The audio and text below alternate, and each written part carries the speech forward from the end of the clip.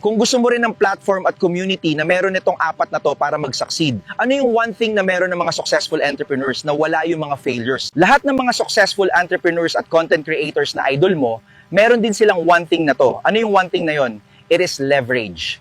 In this test, leverage is anything na magpapadali, magpapabilis at magpapalago ng resulta mo sa online business. Meron tayong 4 types of leverage na dapat mong maintindihan para sa tagumpay. The number 1 code example is software website AI automation, which stream number 2 content tulad ng mga video content na one time mo lang i-phone shoot pero multiple times mo nang magagamit sa iyong social media pages para sa iyong business. Number 3, capital, using money to make more money. It is number 4, collaboration, leveraging other people's time and effort. Ang mga affiliate partners natin, wala din silang ganito noon. Talaga nag-struggle at nag-fail sila sa mga unang business na sinimulan nila, pero binigyan namin sila ng mga ito at naging top affiliate sila sa community namin.